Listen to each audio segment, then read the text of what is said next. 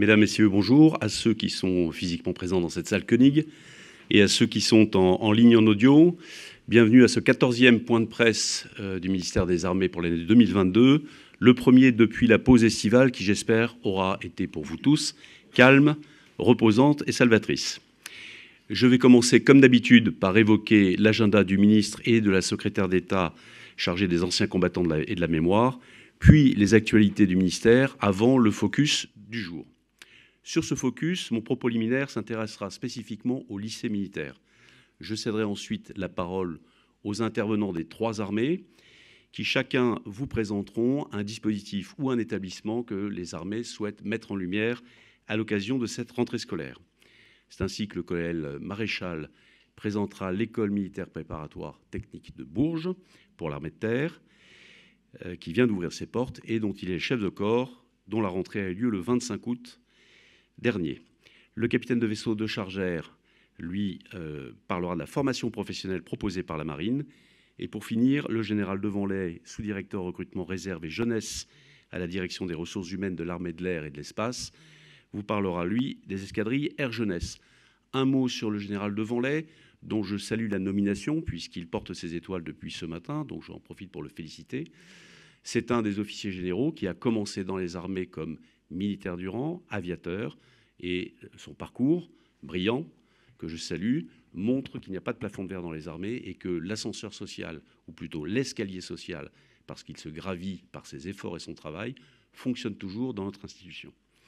Enfin, pour conclure ce point de presse, je laisserai la parole au colonel Pierre Gaudière, qui a succédé au général Yanni, et qui est donc le nouveau porte-parole du chef d'état-major des armées, et qui vous présentera le point de situation sur les opérations. Je commence par l'agenda de M. Sébastien Lecornu, ministre des Armées.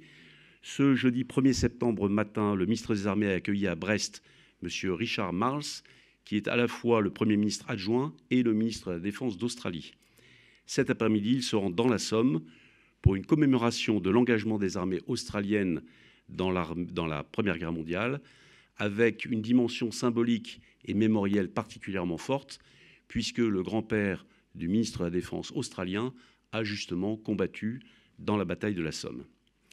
Demain vendredi, le ministre des Armées ouvrira le forum de Giverny, qui est consacré à la responsabilité sociale des entreprises, une responsabilité sociale et environnementale, qui concerne évidemment et également les entreprises de la base industrielle et technologique de défense.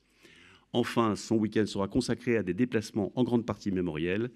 Samedi matin, l'inauguration de la place Clémence Burgard à Notre-Dame de Courson. Clémence Burgard était une résistante et cette nomination ou ce baptême de place lui rend hommage dans la ville du Calvados où elle a achevé sa vie. Et par ailleurs, dimanche, le ministre participera à la 78e cérémonie du souvenir qui marquera le sacrifice des résistants qui ont été fusillés le 24 août 1944 dans la forêt de Lyons. La semaine prochaine, un des points forts sera le 7 septembre, une réunion présidée par le ministre des Armées et qui rassemblera notamment avec le délégué général pour l'armement à la fois les grands maîtres d'œuvre de la base industrielle technologique et de défense, et puis les groupements représentant les entreprises de défense dans les trois domaines, terrestres, maritimes et aériens. Il s'agira concrètement de décliner le concept d'économie de guerre qui a été évoqué par le président de la République à Eurosatory le 13 juin dernier. Je passe maintenant à l'agenda de Mme Patricia Miralles, secrétaire d'État auprès du ministre des Armées, chargée des anciens combattants et de la mémoire. Ce matin, elle participait à la cérémonie au mémorial de l'Armée noire à Fréjus, un monument qui rend hommage aux soldats africains tombés pour la France pendant la Première Guerre mondiale. Puis, elle s'est rendue au mémorial des guerres en Indochine, toujours à Fréjus. Elle rencontrera lundi prochain, 5 septembre, au lycée militaire d'Autun, des jeunes qui viennent d'y effectuer leur rentrée scolaire ce matin. Après ce point sur les agendas, passons aux actualités du ministère. Comme je l'ai dit au début de ce point de presse, M. Sébastien Lecornu, le ministre français des Armées, a accueilli à Brest M. Richard Marles, qui est donc simultanément le vice-premier ministre et le ministre de la Défense australien. C'était leur deuxième rencontre depuis leur nomination respective, et les deux ministres ont souligné ce matin leur engagement commun à renforcer le partenariat de défense Australie-France et discuter des opportunités de coopération stratégique dans le cadre du pilier défense et sécurité de la feuille de route bilatérale que le président de la République française et le Premier ministre australien ont arrêté le 1er juillet dernier. L'objectif étant un Indo-Pacifique prospère, résilient et sûr.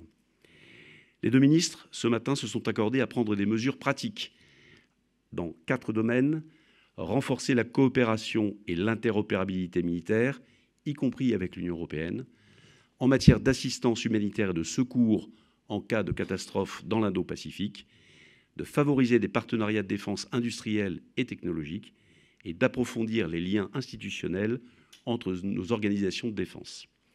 Pour plus de détails, je vous invite à revoir sur la chaîne YouTube du ministère la conférence de presse commune qu'ils ont donnée en fin de matinée et à vous reporter au communiqué de presse qui a été diffusé à l'issue. Quelques éléments maintenant sur la réunion des ministres de la Défense européens qui s'est tenue à Prague cette semaine et à laquelle a participé le ministre des Armées pour la France. Sur la mission militaire de soutien à l'Ukraine, d'abord dans le cadre de la politique de sécurité et de défense commune, l'Union européenne continue de soutenir l'Ukraine dans la durée en adaptant ce soutien à l'évolution des besoins des Ukrainiens. L'Union européenne est au rendez-vous parce qu'au-delà des 2,5 milliards d'euros de matériel militaire déjà livrés, les ministres de la Défense ont donné leur accord politique à la proposition du Service européen pour l'action extérieure, le SEAE, de lancer une mission militaire de formation dans le cadre de la politique de défense et de sécurité commune. Maintenant que cet accord politique est acté, les 27 vont travailler dès les semaines qui viennent à affiner les paramètres de cette mission militaire sur la base des besoins militaires exprimés par les Ukrainiens. Cette mission viendra bien sûr non pas en substitution, mais en complément des initiatives prises à titre bilatéral par chacun des membres de l'Union européenne. Deuxième sujet discuté à Prague, le projet de règlement de la Commission dit EDIRPA. EDIRPA pour European Defence Industry Reinforcement through Common Procurement Act. Dans le prolongement du sommet de Versailles qui s'était tenu, souvenez-vous, sous la présidence française de l'Union européenne, les 27 ont accueilli par consensus la proposition de la Commission visant à renforcer l'industrie européenne de la défense au moyen d'acquisitions conjointes et de cet instrument EDIRPA. Cet instrument vise à répondre aux besoins les plus urgents et les plus critiques de tous les Européens pour reconstituer leur stock dans tous les domaines. La Commission propose d'y consacrer 500 millions d'euros du budget de l'Union européenne pour la période 2022-2024. Mis sur la table au début de l'été, le sujet est actuellement discuté par les États membres et il devrait être entériné à l'automne. Voilà donc pour Brest, la Somme et Prague. J'en viens maintenant aux actualités du ministère et des grandes entités du ministère, en commençant par la délégation générale pour l'armement, avec une décision prise hier au Conseil des ministres par le président de la République sur proposition de M. Sébastien Lecornu. Le président de la République a décidé hier d'élever à compter d'aujourd'hui Thierry Carlier au rang et appellation d'ingénieur général de classe exceptionnelle de l'armement, c'est-à-dire 5 étoiles. Cette élévation s'inscrit dans le cadre de la nomination de Thierry Carlier fin juillet comme directeur général adjoint de la DGA. Elle traduit l'importance de compter à côté du délégué général pour l'armement, Emmanuel Kiva, depuis le mois d'août, l'ensemble du domaine d'intervention de la DGA avec un véritable binôme à sa tête.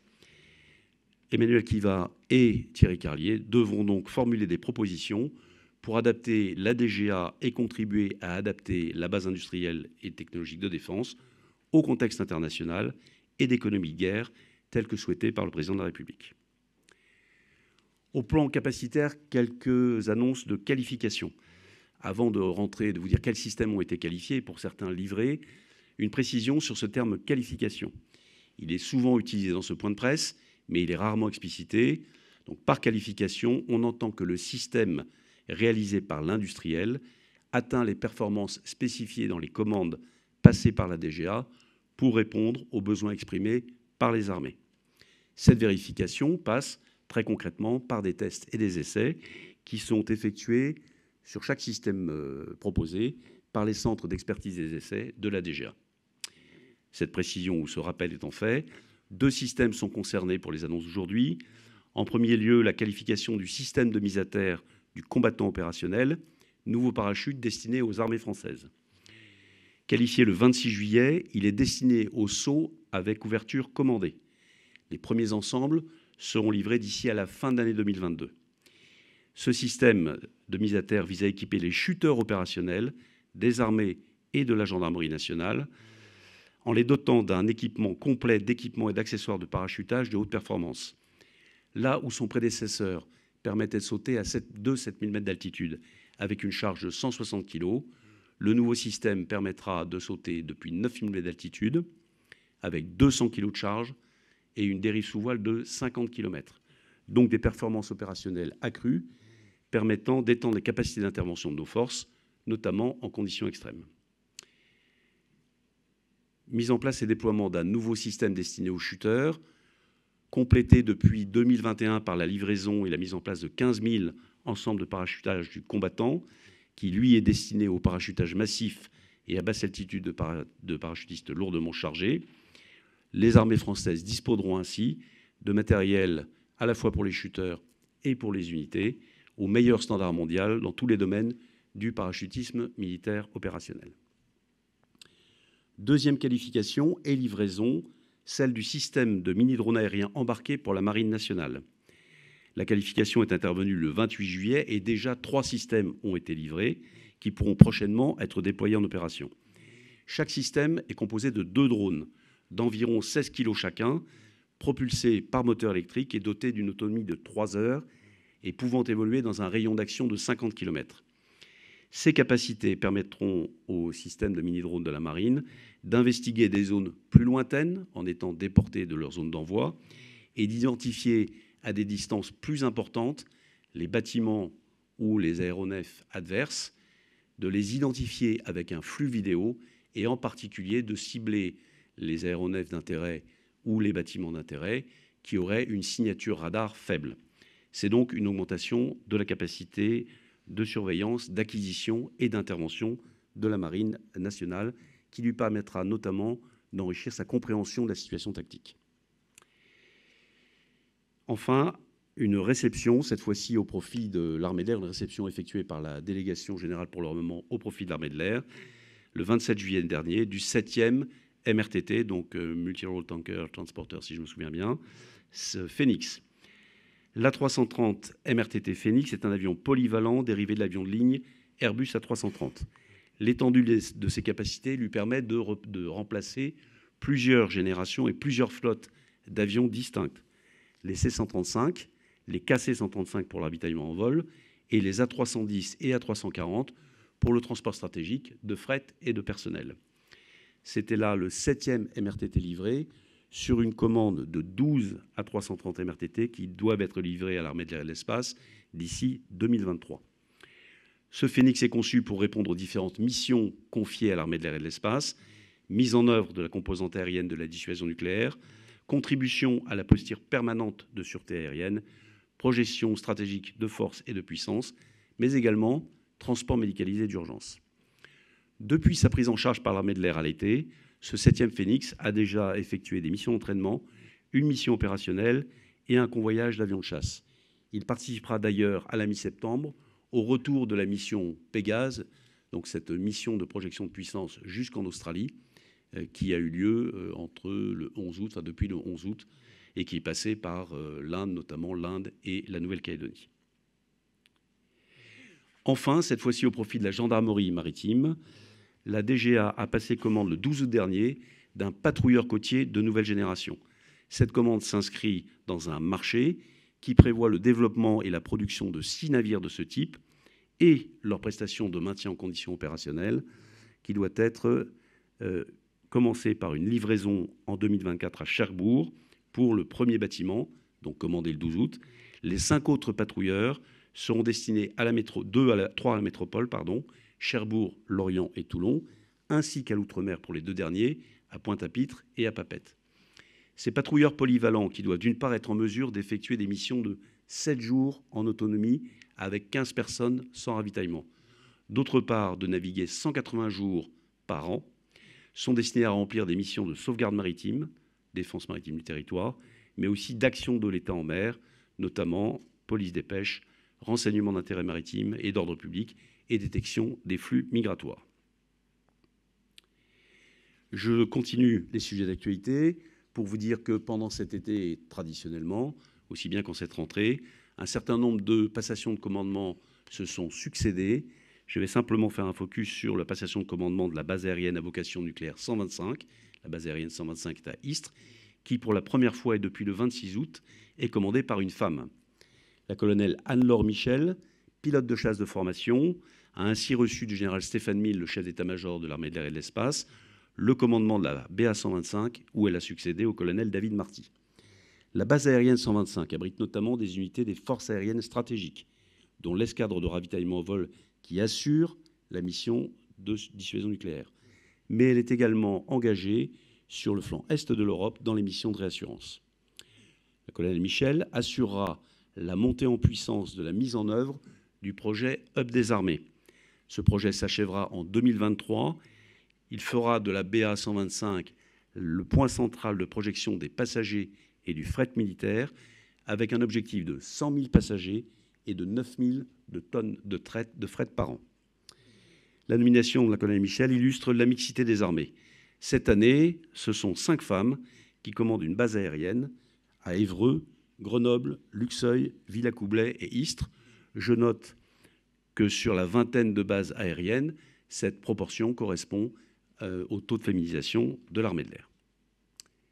Enfin, je vous annonce la 5e édition du Salon du livre de l'armée de terre, qui se tiendra aux Invalides pendant le week-end des Journées européennes du patrimoine, donc les 17 et 18 septembre, autour d'un thème, le thème retenu pour cette année étant « Penser la guerre ». Il y aura donc des biographies, des BD, des essais, des romans, des grandes figures historiques aux opérations récentes. Ce Salon du livre permettra de mettre en lumière l'engagement des soldats, avec cette année un clin d'œil mémoriel particulier qui sera adressé aux forces françaises libres pour célébrer leur engagement dans les combats de l'année 1942, donc ce 80e anniversaire. L'entrée est libre, gratuite, et pendant ces 2 jours, les auteurs seront présents pour dédicacer leurs ouvrages. Vous pourrez en plus profiter de votre venue pour visiter le musée de l'armée, qui sera aussi en ce week-end de la Journée européenne du patrimoine, en accès libre et gratuit pour tous. Voilà qui conclut la liste des sujets d'actualité du ministère. Avant de passer au focus du jour, y a-t-il des questions dans la salle pour commencer? Et en audio? Moi, j'ai des questions. Oui, bonjour, c'est Jean-Marc Tanguy. Oui, bonjour Monsieur Tanguy, j'avais cru reconnaître votre voix. Je vous écoute. Oui, merci de me prendre. 2 questions. Une qui concerne le montant du contrat des patrouilleurs gendarmerie, puisque vous n'avez pas donné ce chiffre. Et l'autre, nombre de systèmes de mise à terre, de chuteurs opérationnels, puisque vous n'avez pas donné ce chiffre non plus, si vous les avez. Effectivement, je vais laisser Aude Dars répondre à votre question.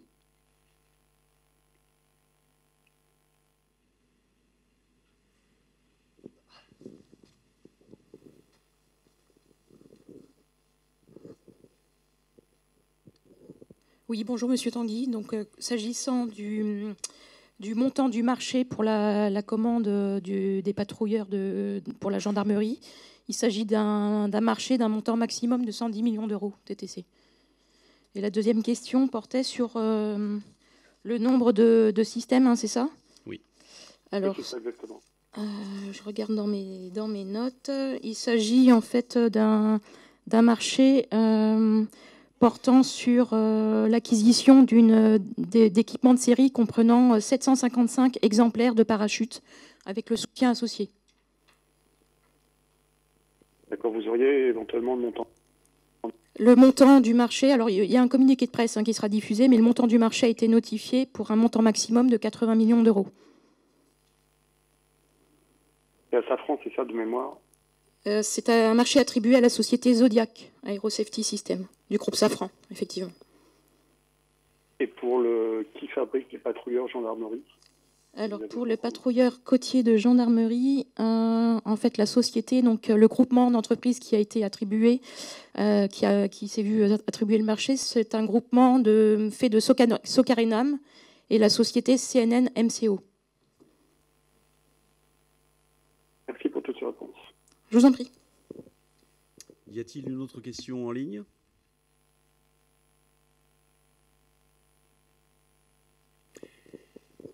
S'il n'y a pas d'autres questions, Ah, pardon. Juste une question à propos du porte-avions Aix-Foch devenu Sao Paulo que la Turquie ne veut plus.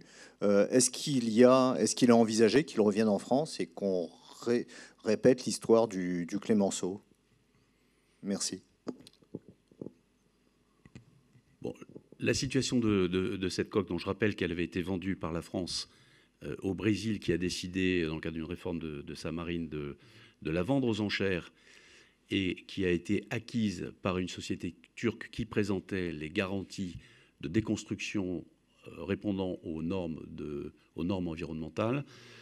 Cette coque n'est plus sous responsabilité française. La seule responsabilité que nous ayons pour le ministère des Armées, c'est une responsabilité de la DGA, qui devait contrôler qu'en cas de cession par la marine brésilienne à quiconque, ce quiconque devait, s'il démantelait cette coque, répondre à un cahier des charges correspondant aux normes environnementales, ce qui a été fait. Donc, je ne peux pas répondre à votre question parce que juridiquement, cette coque appartient à une société turque.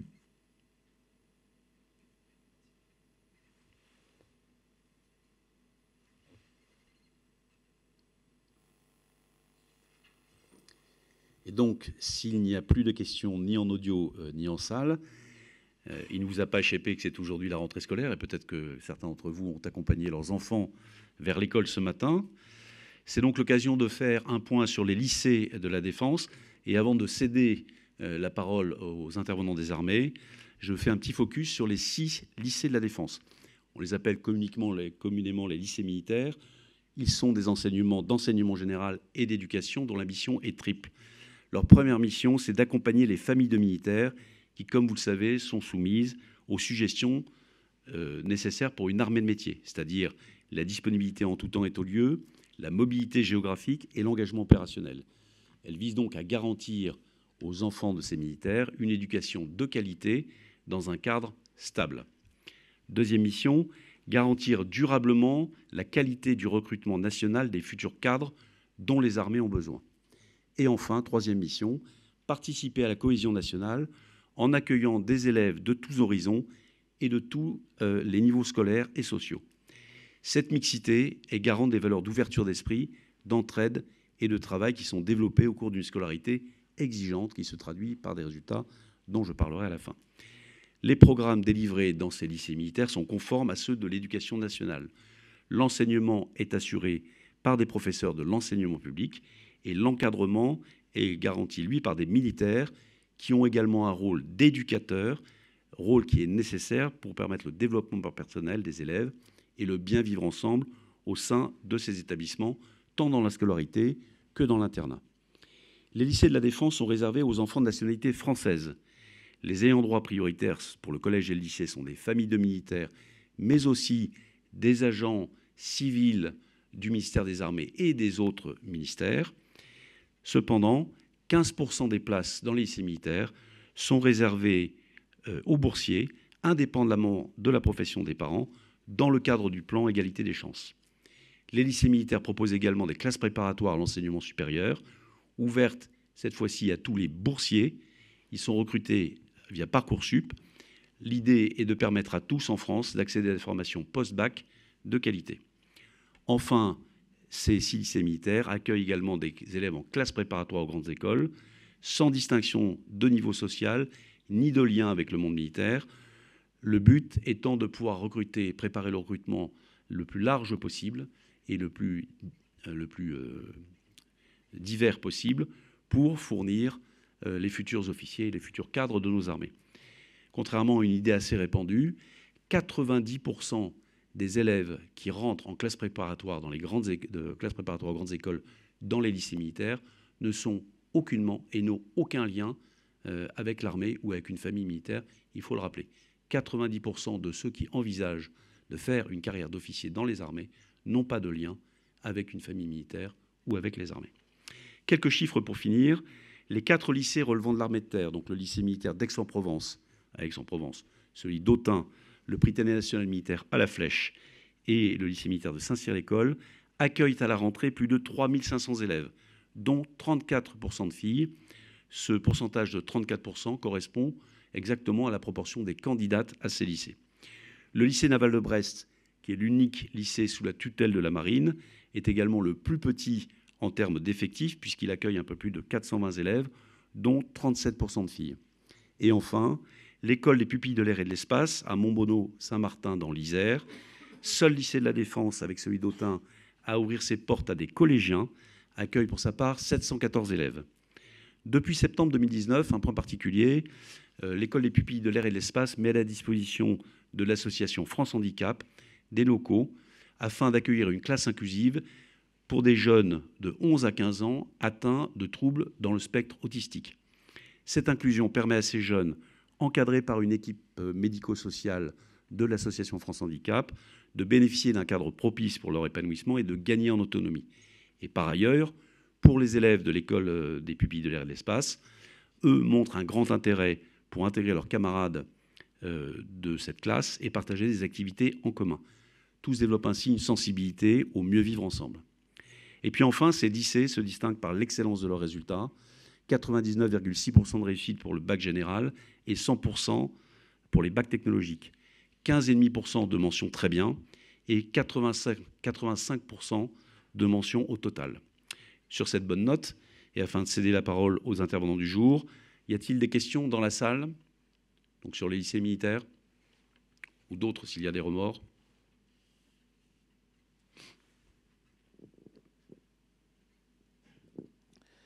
Bon, Gérard, bonjour. Christophe Villon pour le magazine Airfan et Défense Expert. Est-il prévu d'augmenter le nombre de lycées militaires dans l'avenir? Merci. Pas à ma connaissance. À ce stade, pas à ma connaissance. Les lycées militaires dépendent des rectorats de l'éducation nationale et ils sont inspectés par les inspecteurs comme n'importe quel autre lycée. Les lycées militaires dépendent de chacune des, pour leur encadrement et pour leur commandement, de chacune des directions des ressources humaines de l'armée de l'air et de l'espace, de l'armée de terre et de la direction du personnel militaire de la marine. Pour ce qui est de l'enseignement, ils relèvent effectivement des académies et des rectorats et font l'objet des mêmes inspections que n'importe quel établissement scolaire, qu'il soit du public ou du privé. Je pense, puisque je l'ai vu hocher la tête, que le colonel Maréchal en parlera pour le nouvel établissement dont il est le chef. Donc l'école militaire préparatoire technique de Bourges.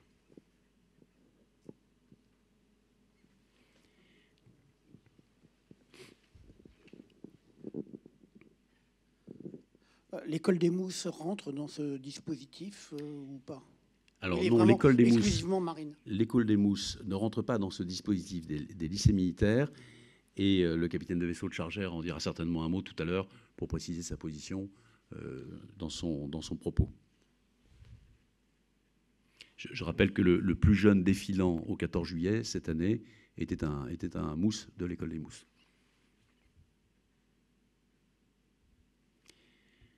Y a-t-il des questions en audio?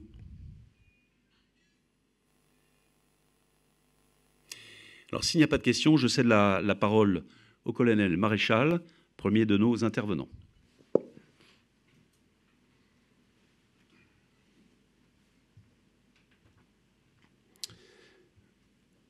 Merci, mon général. Bonjour, mesdames et messieurs. Je suis le colonel François Maréchal, commandant l'école militaire préparatoire technique de Bourges depuis le 1er juillet 2022. Et je suis très heureux pour en cette semaine de rentrée scolaire de pouvoir vous présenter une première rentrée à l'EMPT. Alors, l'école militaire préparatoire technique est implantée au sein des écoles militaires de Bourges qui accueillent également l'école du matériel et l'école du train et de la logistique opérationnelle. Donc notre école a été créée officiellement le 1er janvier 2022, mais a ouvert ses portes réellement cet été, en succédant au centre d'enseignement technique de l'armée de terre qui, lui, a ouvert ses portes en 2018. Donc la création de l'EMPT répond à un besoin croissant de l'armée de terre en sous-officiers hautement qualifiés dans le domaine technique. Et cette demande est induite par la montée en puissance du programme Scorpion, dont je pense que vous avez tous entendu parler. Donc nous souhaitons attirer les jeunes talents. les consolider dans un premier temps dans leur vocation technique avant de les aguerrir militairement pour en faire de futurs sous-officiers. Nous avons donc, au sein de l'école militaire préparatoire technique, une vocation d'aide au recrutement en proposant 3 filières professionnelles et une filière technologique. Donc les jeunes à qui nous adressons sont des jeunes sortant de la classe de seconde, âgés de 16 à 20 ans. Donc, après l'ouverture d'un bac professionnel en maintenance aéronautique en 2018 au sein du CETAT, a été ouverte une filière bac professionnel pour la maintenance des véhicules de transport routier en 2021. Et cette année, pour cette rentrée 2022, nous ouvrons 2 nouvelles filières, une filière professionnelle en sciences numériques et une filière STI 2D pour sciences et technologies de l'industrie et du développement durable.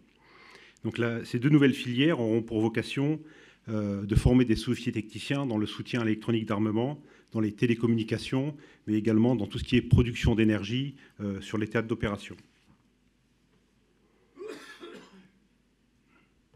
Alors nos élèves, bon, les élèves sont l'objectif, sont le cœur de notre école. Ils ont un statut d'étudiant de l'enseignement technique de l'armée de terre lors de leur première et de leur deuxième année, après avoir signé lors de l'incorporation un contrat de VAT, donc initial de 2 ans. À l'issue de leur baccalauréat, donc au moment où la plupart d'entre eux quitteront l'école, ils signeront un contrat de 9 ans comme sous un statut d'engagé volontaire sous-officier avant de partir à l'École nationale des sous-officiers d'active de Saint-Mexin. Donc nos élèves, en fait, ils vivent au quotidien sous un régime d'internat, ils portent l'uniforme, ils sont nourris, logés et blanchis par l'institution et touchent également une solde d'environ 300 € net par mois dès la première année. Mais ce qui est important, c'est qu'au-delà de tous ces avantages et des facilités proposées, il s'agit bien de permettre à nos étudiants de donner du sens à leur vie, de répondre à leurs besoins d'engagement, ainsi qu'à leur besoin d'accomplir quelque chose de valorisant et qui promeut l'estime de soi. Il y a derrière cette école un véritable projet humain. Donc la formation des élèves, comme je l'ai évoqué précédemment, s'effectue dans 2 domaines, une formation académique pour les bacs professionnels et technologiques et une formation militaire afin de les préparer à intégrer l'École nationale des sous-officiers d'active à Saint-Mexin. Donc la formation académique, j'ai déjà évoqué les différentes filières, à savoir que durant ces 2 années, ils ont des périodes de formation en milieu professionnel à hauteur de 8 semaines par année, où les élèves partent au sein des régiments des forces de l'armée de terre effectuer leur futur métier de sous-officier technicien, ce qui leur permet d'une part d'acquérir les compétences du point de vue académique, du point de vue purement technique, mais d'autre part de découvrir le futur milieu dans lequel ils évolueront comme sous-officiers et donc de développer leur militarité et leur culture militaire. Le deuxième volet de la formation, c'est donc la formation militaire. Bon, c'est une formation de base, niveau formation générale initiale, puis formation générale élémentaire, qui vise à enseigner les fondamentaux du combat à nos jeunes étudiants. Donc le domaine du tir, la topographie, la survie, le secourisme au combat, l'aguerrissement, etc. Donc là encore, il s'agit bien, en cours de ces 2 années, de former des soldats qui seront capables d'intégrer une promotion de sous-officiers semi-directs au sein de l'École nationale des sous-officiers d'active de Saint-Mexin. Alors, les classes de terminale et de mention complémentaire accueillent à l'été 2022 73 élèves répartis comme c'est montré sur cette diapositive. Donc, pour mémoire, au bac 2022, donc où il y avait la filière maintenance aéronautique, nous avons eu 100% de réussite, donc 80% de mentions. Concernant les mentions complémentaires, donc les mentions complémentaires, ce sont ces élèves uniquement pour la filière professionnelle maintenance aéronautique qui effectuent une 3e année au sein de l'école qui vaut formation de spécialité de 1er niveau. Donc c'est une formation d'excellence puisqu'elle est certifiante et les meilleurs d'entre eux, ceux qui obtiennent plus de 15 de moyenne, peuvent prétendre après à des autorisations de remise en vol d'aéronefs dans le cadre de la maintenance. Donc une grosse responsabilité, une grosse certification par l'OSAC, donc qui implique une formation particulièrement dense et exigeante pour ces élèves. Là encore, pour les élèves, la vingtaine d'élèves qui, à l'été 2022, a présenté cette mention complémentaire, a été reçue. Donc nous nous réjouissons de 100% de réussite. Voilà, donc l'ensemble des élèves, là, dont vous voyez les chiffres sur cette diapositive, rejoindront en septembre 2023 une promotion de sous-officier semi-direct à l'école de Saint-Mexan. Alors, concernant la rentrée des classes de première, donc, sans jeu de mots, c'était bien une première, puisque donc, le MPT a ouvert ses portes cet été. Donc, le 25 août dernier, nous avons accueilli 150 élèves, donc, ce qui répond à 100% de nos objectifs initiaux hein, en termes de recrutement, accompagnés de presque 500 membres de leur famille, hein, les parents, les frères et sœurs, etc. Bon, cette première rentrée scolaire, qui était un véritable défi pour l'école, puisqu'une inconnue, s'est extrêmement bien déroulée. Et elle s'est d'autant mieux déroulée que nous avons vu des élèves extrêmement motivés d'emblée et des parents extrêmement enthousiastes à l'idée de confier leurs enfants à l'institution militaire pour les former du point de vue technique, du point de vue académique, mais aussi du point de vue militaire et pour les éduquer. Donc un très bel événement qui est très encourageant pour l'école, en dépit de sa jeunesse, puisqu'elle reste toujours à promouvoir. Bon, les élèves, vous l'avez compris, ils sont au cœur de nos préoccupations. Avec mon équipe, en arrivant cet été, nous avons élaboré un premier projet pédagogique qui vise 3 objectifs. Tout d'abord, il s'agit d'éduquer des jeunes adultes équilibrés, ouverts sur le monde et épanouis, hein, ce que j'appelle l'éducation de l'individu. Il s'agit ensuite de former des soldats aguerris, maîtrisant les bases du combat, ayant le goût de l'effort et partageant les valeurs militaires. J'entends par là la fraternité d'armes, le sens de l'engagement, mais également l'honneur, le courage et la dignité. C'est ce que j'appelle la formation du soldat. Et enfin, nous voulons instruire des techniciens spécialisés de haut niveau qui deviendront des chefs de haute technicité capables de faire face à la haute intensité de demain, ce que j'appelle l'instruction du technicien. Alors, point particulier pour notre école, l'enseignement général technologique et professionnel est couvert par le groupement d'établissements du Berry, ce qu'on appelle le Greta Berry. Donc le corps professoral est mis à disposition par le Greta Berry et nous avons en cette rentrée 2022 41 professeurs pour l'ensemble de l'école. Par ailleurs, depuis la fin du mois d'août, nous avons accueilli 3 civils détachés de l'Éducation nationale qui font partie intégrante de l'équipe de commandement de l'école, à savoir un proviseur, un conseiller principal d'éducation et un directeur délégué à la formation professionnelle et technique. Donc pour conclure ma présentation, notre école répond à un besoin crucial de l'armée de terre qui poursuit sa transformation et sa modernisation pour répondre aux enjeux stratégiques de demain.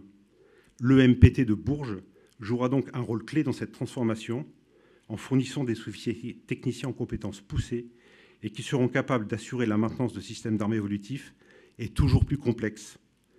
Vous l'avez compris, visant l'excellence, notre école, conformément à sa devise héritée de l'EMPT du Mans, a pour ambition de former de futurs sous-officiers instruits, droits et adroits.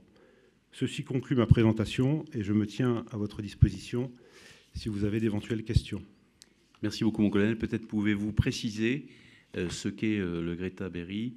Tout le monde ne sait pas forcément quels sont les organismes de formation technique et technologique. Oui, donc alors, au sein des différentes académies, il y a ce que l'on appelle des groupes d'établissements qui ont notamment vocation à sélectionner des professeurs dans certains domaines pour assurer de la formation, et notamment à des gens issus de l'entreprise. Donc, dans le cadre de l'EMPT, l'école militaire préparatoire technique de Bourges n'a pas encore son propre corps professoral d'enseignants, comme c'est le cas dans les lycées militaires, mais a passé un contrat, enfin la DRHAT a passé un contrat avec ce groupement d'établissements du Berry, hein, qui regroupe quelques 70 établissements de tout type, afin qu'ils pourvoient, qu'ils fournissent une prestation au profit de notre école pour les classes de première, mais également pour les classes de terminale et mentions complémentaires.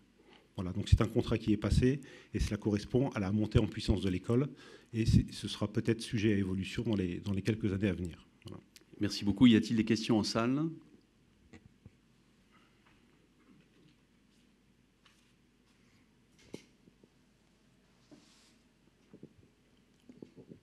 Est-ce que le rythme des activités est basé sur le rythme des vacances scolaires ou est-ce que c'est différent ?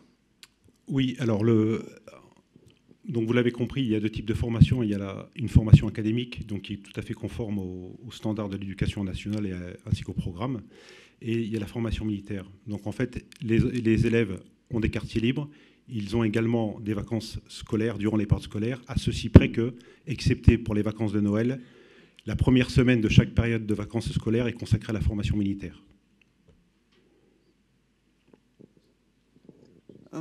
Est-ce que l'armée de terre ou les autres armées ont besoin de développer d'autres établissements de ce type pour améliorer les chances de recruter les bonnes personnes? Alors, je pense que c'est un périmètre qui me dépasse un petit peu. Ceci dit, la vocation de l'école, c'est à l'horizon 2027-2028 d'être en mesure de fournir donc 50% du besoin en sous-officiers directs techniciens de l'armée de terre. Voilà. Hein, c'est-à-dire que là, on monte. C'est-à-dire une école qui comprendrait 530 élèves, 2 promotions de 250, plus toujours les 30 élèves en mention complémentaire. Donc si nous parvenons à ces objectifs-là, je pense qu'il n'y aura pas de besoin supplémentaire, mais ça, c'est hors de mon périmètre de compétences. S'il n'y a pas d'autres questions en salle, des questions en audio. Ce qui veut dire que maintenant, il faut faire plus d'écoles plutôt que de former selon l'ascenseur. L'escalier. L'escalier social, si je puis, enfin l'escalier de l'armée. Non, mais ça veut dire que la technicité oblige désormais à ouvrir des écoles quand auparavant on pouvait apprendre sur le tas, si je puis dire.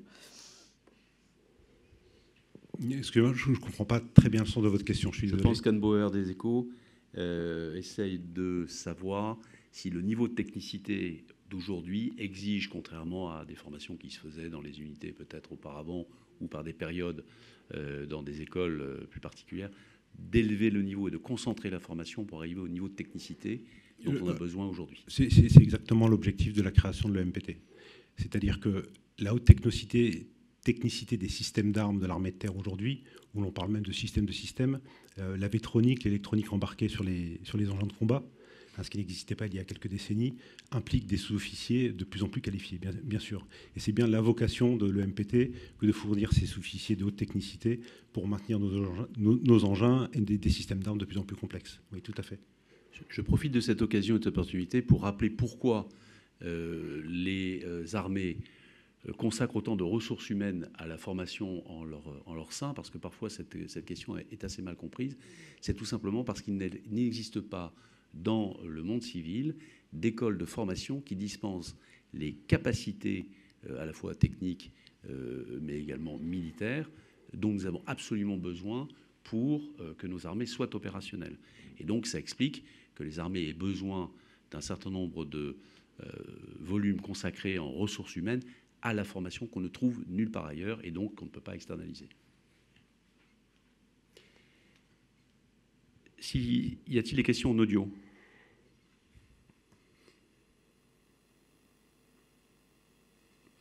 Alors, s'il n'y a pas de questions en audio, merci beaucoup, mon colonel. Je vais clore cette séquence par une petite vidéo.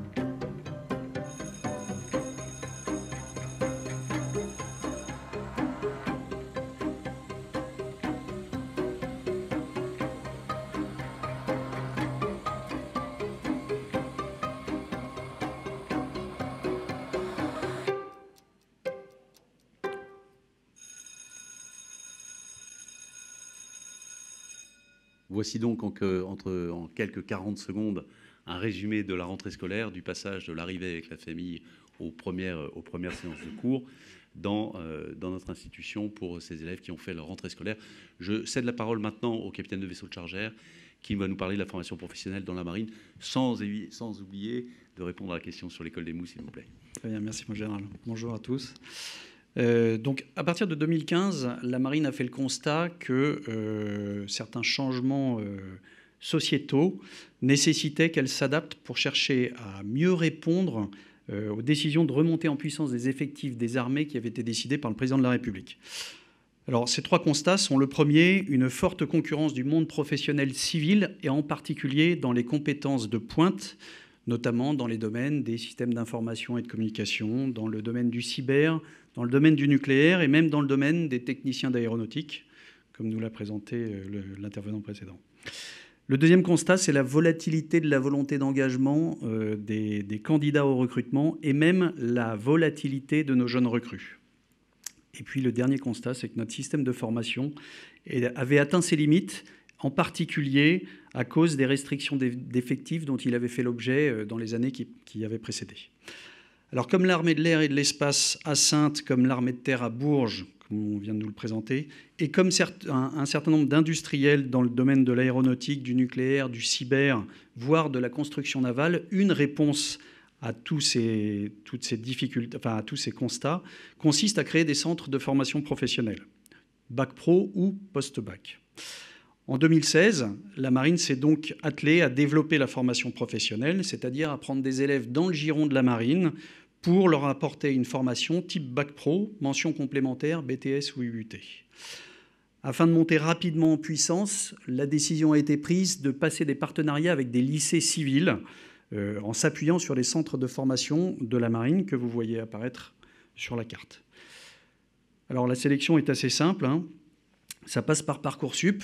La seule chose, c'est que les proviseurs de nos centres de formation sont associés aux proviseurs des lycées partenaires dans la sélection des élèves que l'on va retenir pour ces cursus. Une fois sélectionnés, comme pour l'armée de terre, les élèves sont habillés en uniforme. Ils ont d'ailleurs des galons spécifiques afin qu'ils soient reconnaissables au sein de nos enceintes. Ils sont logés et nourris par la marine dans des enceintes militaires et ils respectent les règles de fonctionnement de ces enceintes. Par exemple, le respect des horaires, le respect des règlements de discipline généraux. Ils participent à des cérémonies militaires, ils ont des séances de sport qui sont organisées. Ils ont un encadrement spécifique au sein de nos enceintes. Et pendant la journée, ils vont suivre les cours dans les lycées. C'est donc un petit peu différent de ce qui vous a été présenté précédemment. Au cours de leur formation, toutefois, ils peuvent être amenés à suivre des modules en enceinte militaire, en profitant par exemple des plateaux techniques dont nous disposons, entre autres au pôle des écoles Méditerranée de Saint-Mandrier, mais pas uniquement. Eux aussi, lors des périodes de formation en milieu professionnel, donc les PFMP, ces périodes sont faites dans les unités de la marine. Dans le sud, 4 lycées sont partenaires de la Marine nationale, et ils sont adossés au pôle des écoles de la Méditerranée, donc qui se trouve à Saint-Mandrier, comme je l'ai expliqué. Le total des élèves qui est concerné est d'environ 100 par an. Et un petit point particulier, nous avons ouvert en septembre, donc très récemment, un BTS que nous avons intitulé Mécatronique, et qui est le résultat d'une coopération entre la Marine nationale, la Marine marchande et l'Éducation nationale, et qui vise à répondre à des besoins propres liés aux évolutions technologiques que l'on observe dans les systèmes de conduite des bâtiments modernes, et qui nécessitent, alors que jusqu'à maintenant, on avait des compétences mécaniques et des compétences électrotechniques qui étaient détenues par des gens différents, qui nécessitent qu'on réunisse ces compétences sur les mêmes têtes, c'est-à-dire que nos techniciens doivent avoir la double compétence. Et donc ce BTS vise à répondre à ce besoin-là. En Bretagne, nos partenariats sont concentrés essentiellement sur le lycée Vauban à Brest, en s'appuyant sur le centre d'instruction navale de Brest, et concernent une 30aine d'élèves par an.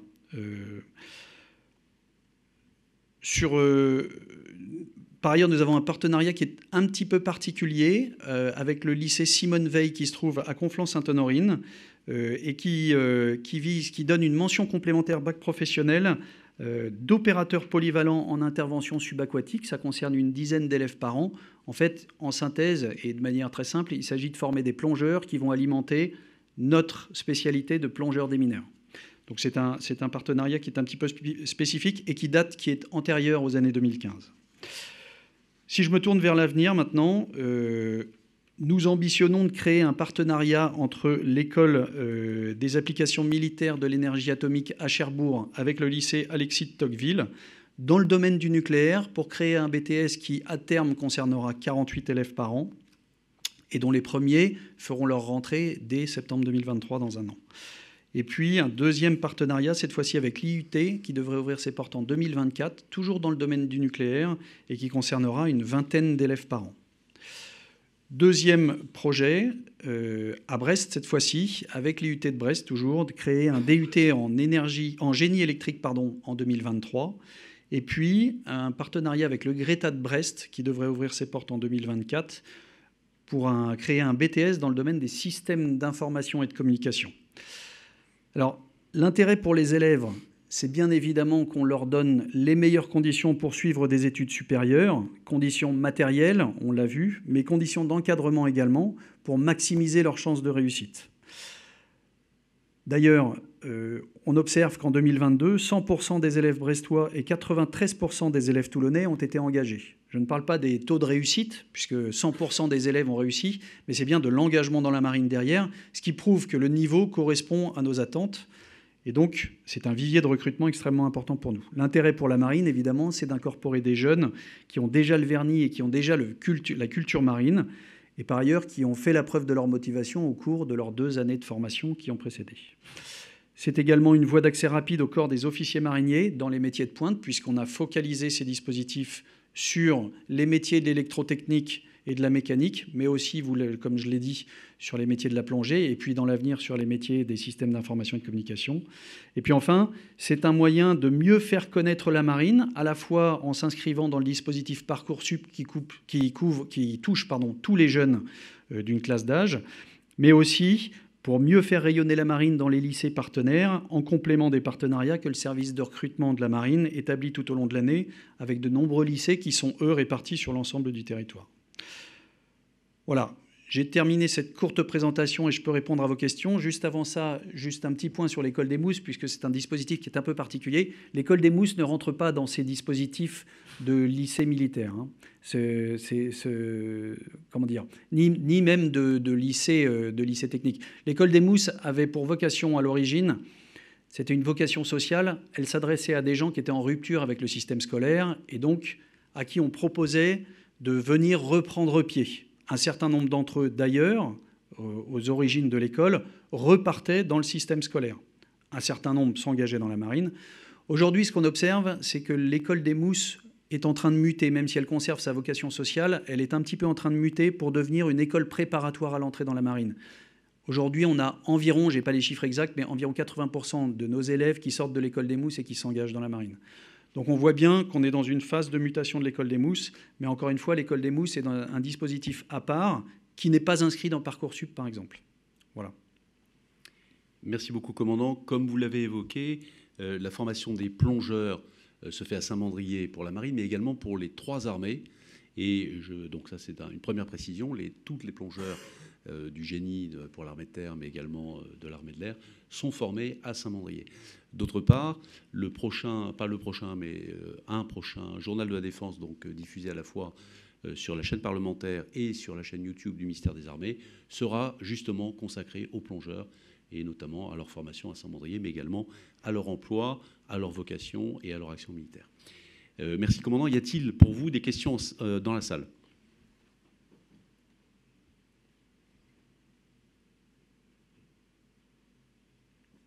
Et en audio ?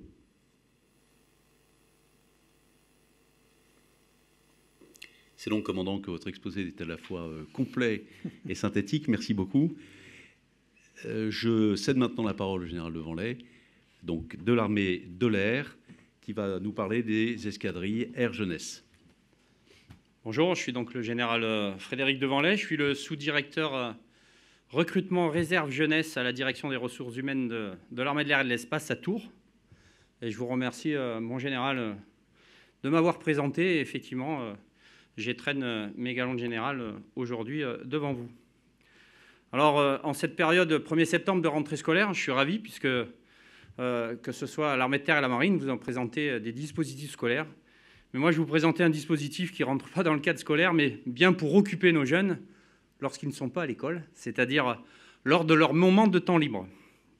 C'est les escadrilles Air Jeunesse qui ont vu le jour dans l'armée de l'air depuis 2019, qui sont calqués, j'allais dire initialement, sur le dispositif que vous devez connaître aussi des Air Cadets anglais. Et donc, ce plan d'escadrille Air Jeunesse suit les 3 axes stratégiques du plan ambitieux vis-à-vis de la jeunesse de l'armée de l'air, notamment celui de l'attractivité, celui de la citoyenneté, qui est un point très important, et de la justice sociale, de manière à amener de la cohésion nationale au sein de notre beau pays. Septembre 2021, donc aujourd'hui, c'est 16 escadrilles Air Jeunesse qui sont ouvertes sur l'ensemble du territoire métropolitain et étranger, puisque nous en avons une qui a vu le jour l'année dernière à Djibouti, et qu'à la fin du mois, une devrait voir le jour en Nouvelle-Calédonie, à Nouméa. Ce sont environ 600 jeunes qui étaient parmi nous au mois de juin, et nous continuons notre montée en puissance qui s'étale jusqu'à 2024 et qui a pour ambition un chiffre de 2000 équipiers, puisque c'est le terme consacré, 2000 équipiers, sur une trentaine de sites, sur les bases aériennes, mais également rattachés à des bases aériennes, et je reviendrai tout à l'heure sur cette logique un petit peu de maillage du territoire. Nos équipiers, aujourd'hui, c'est 60% d'équipiers masculins et 40% de population féminine, et nous avons une moyenne d'âge à peu près de 16 ans. Ce dispositif vise les jeunes de 12 à 25 ans, avec 3 référentiels, j'allais dire, différents. Un référentiel plutôt 12-15 ans, un second 16-18 et enfin un troisième jeune adulte. Leur encadrement est assuré par des réservistes opérationnels, mais pas seulement. C'est aussi des bénévoles qui viennent leur prêter main forte, souvent des réservistes citoyens ou autres. J'en reparlerai un petit peu tout à l'heure, mais les jeunes peuvent préparer le brevet d'initiation aéronautique, le BIA, je pense que vous connaissez, et je donnerai un petit mot dessus. C'est un autre dispositif dans lequel l'armée de l'air et de l'espace est particulièrement engagée. Donc les équipiers sont réunis sur les sites consacrés entre 2 et 4 fois par mois, pour faire simple, en règle générale, les mercredis après-midi et parfois les week-ends, en fonction des activités et du référentiel programmé. L'organisation de ces escadrilles Air Jeunesse est assurée par 3 niveaux d'acteurs. Le Centre d'études stratégiques aérospatiales, le CESA, que vous devez connaître, qui assure un rôle politique et de rayonnement. Je reviendrai tout à l'heure au travers du rayonnement des diverses activités où vous avez pu voir les escadrilles Air Jeunesse. Un rôle central qui est joué par la DRHA et la sous-direction que je représente en tant qu'état-major organique, c'est-à-dire tout ce qui est mis en œuvre, gestion budgétaire, activités, etc. Et enfin, un rôle d'escadrille Air Jeunesse de référence assuré par l'École de l'air et de l'espace à Salon de Provence, qui était, j'allais dire, une EAJ historique et la première du nom, qui est notamment en charge de tout ce qui est référentiel d'activité et formation des encadrants. Nous avons pour ça un séminaire annuel programmé fin septembre pour assurer un encadrement de qualité auprès de cette génération. Le cadre juridique, lui, est assuré via l'affiliation à la Fédération des clubs de la défense, la FCD, puisque l'escadrille Air Jeunesse est une section du CSA, du club sportif et artistique. En termes de financement, il est bien évidemment soutenu, les escadrilles Air Jeunesse sur les bases aériennes sont évidemment soutenues et financées par l'armée de l'air et de l'espace. Le développement de ce projet repose aussi sur la mise en place d'une dynamique partenariale qui nous permet de partir à la recherche et à la conquête de ressources extérieures. Et dans un rôle essentiel et complémentaire, la Fondation des Ailes de France, la FAF, ainsi que la Fédération des clubs de la défense, se positionnent naturellement comme une interface et un partenaire mécène particulièrement essentiel, qui finance directement des équipements et des activités. Si vous avez déjà vu les équipiers des escadrilles Air Jeunesse sur différentes manifestations, vous avez vu qu'ils avaient une belle combinaison bleu marine. C'est la Fondation des Ailes de France qui le finance. Et bien d'autres choses, activités qu'ils peuvent faire, je vais y revenir dessus.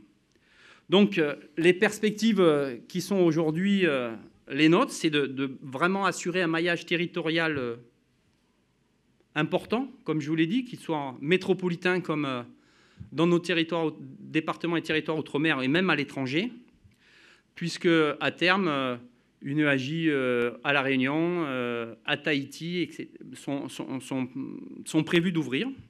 C'est d'inclure nos déserts militaires. C'est pour ça qu'aujourd'hui, nous regardons la possibilité de rattacher des EAJ sur des zones où des bases aériennes ne sont pas implantées, et ainsi préserver une certaine égalité des chances sur l'accès à ce dispositif.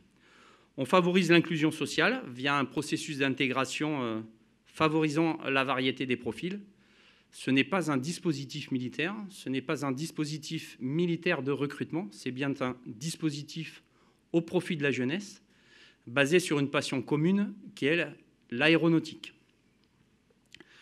Nous sommes sur la professionnalisation, comme je vous le disais tout à l'heure, des encadrants et une harmonisation du dispositif général avec un cadre commun d'activité et différents référentiels.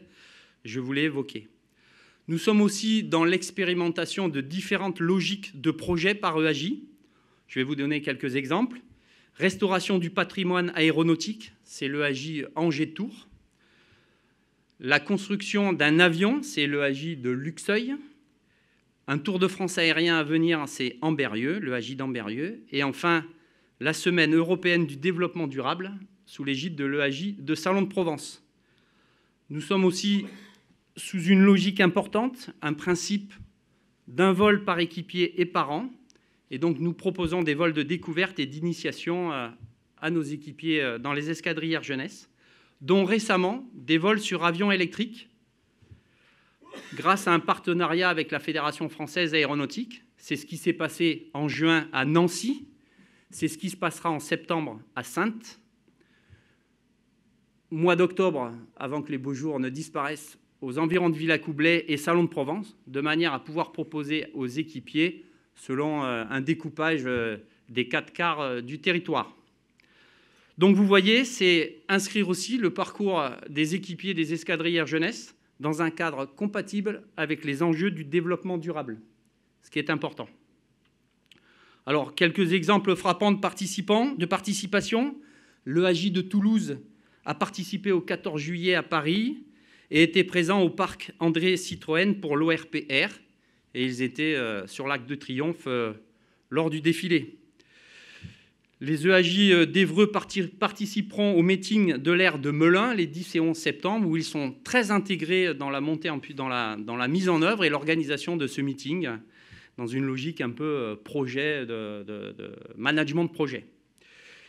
Je ne sais pas si vous vous rappelez, mais les EAJ d'Évreux ont participé à la cérémonie de panthéonisation de Joséphine Baker en novembre dernier.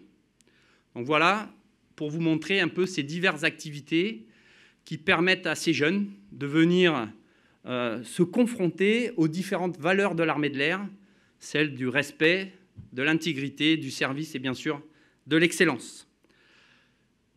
Je vous ai dit tout à l'heure que les escadrilles Air Jeunesse permettaient notamment de préparer le brevet d'initiation aéronautique. Donc je vais vous donner quelques mots sur le brevet d'initiation aéronautique pour ceux qui ne seraient pas familiers de ce terme.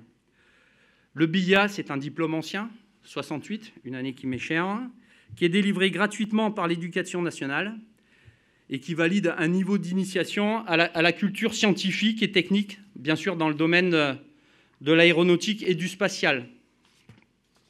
Alors, 5 grands thèmes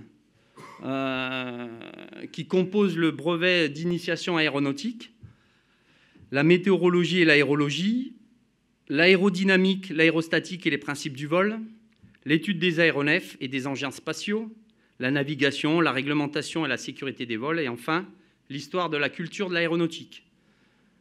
Le BIA est un diplôme gratuit qui se passe sur la période scolaire, donc avec début des cours au mois d'octobre et un examen en mai, une demi-heure par thème que je vous ai présenté. Globalement, c'est 10 000 jeunes par an qui passent le BIA, dont un tiers assuré par le dispositif partenariat avec l'armée de l'air. Donc, Puisqu'il y a un partenariat, ça veut dire que ce BIA implique la participation d'aviateurs dans la préparation à l'examen.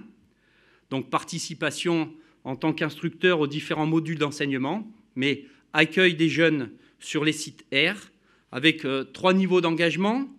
L'accueil de candidats par une visite sur le site ou une présentation de l'armée de l'air pour les aviateurs. Participation, comme je vous le disais, à l'enseignement des différentes matières que j'ai évoquées précédemment. Accueil des candidats, participation et bien sûr organisation des vols pour les lauréats, puisque les titulaires du BIA se voient offrir par la Fédération française de l'aéronautique la possibilité d'un vol de découverte, vol moteur, vol planeur ou vol ULM. Au même titre que les escadrilles à jeunesse, donc nous avons une organisation tripartite entre le Centre d'études stratégiques aérospatiales, la DRHA et bien sûr les bases aériennes et le rôle de l'école de l'air et de l'espace qui assure via son bureau formation la gestion des supports de cours et qui permet la mise à jour des différents modules de son BIA.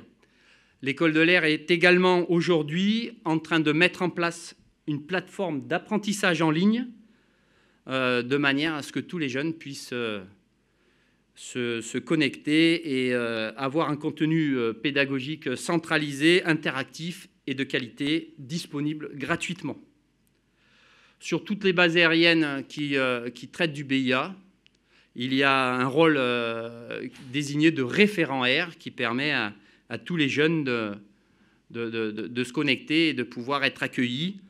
Et tous les, participants volontaires encadrement sont des bénévoles dans le cadre de ce dispositif. Voilà. Si vous avez des questions, je suis prêt à y répondre, que ce soit pour les escadrilles Air Jeunesse comme pour les BIA. On va commencer, si vous voulez bien, par les questions en salle.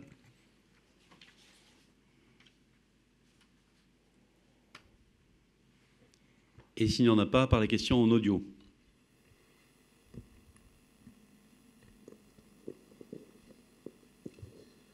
Bon, Général Christophe Vignon pour Airfan et Défense Expert.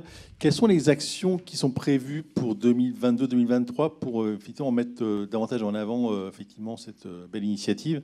On a bien sûr noté prochainement le meeting de Melun, mais est-ce que dans l'année scolaire, dans les mois qui viennent, est-ce que vous avez des grands rendez-vous qui pourraient effectivement faire un focus sur cette escadrille Air Jeunesse? Alors, merci. Bien sûr, je vais pouvoir vous en parler. Donc il y a la participation forcément aux grands événements de l'armée de l'air, que ce soit les meetings ou les journées portes ouvertes.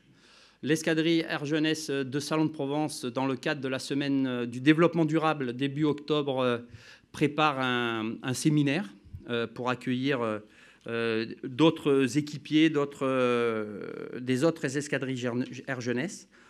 Nous avons eu et nous aurons sûrement encore des intervenants équipiers, notamment lors du... alors je cherche pour ne pas faire d'erreur, qui a participé à une soirée de réflexion sur l'aéronautique à l'Aéroclub de France. Et donc je pense que ce sont des choses qui seront de nouveau renouvelées. Enfin, les escadrilles Air Jeunesse, dans le cadre de l'activité mémorielle, participent dès que possible régionalement à toutes les activités qui peuvent être mises en place à ce titre-là. Et puis nous sommes ouverts, bien sûr, à tout ce qui pourra nouvellement se monter. Nous allons inaugurer de manière formelle l'escadrille Air Jeunesse Angers-Tours, qui est orientée sur la restauration du patrimoine aéronautique. Et je pense qu'à ce niveau-là, il y aura forcément des ouvertures et des activités organisées dans ce cadre-là. D'autres questions ?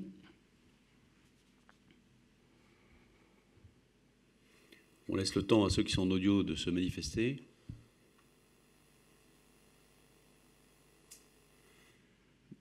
Si je reviens sur votre question, 2023, année du Salon du Bourget, ils y seront, si vous aviez ça en tête. Ils y seront aussi, c'est le week-end de l'Ascension.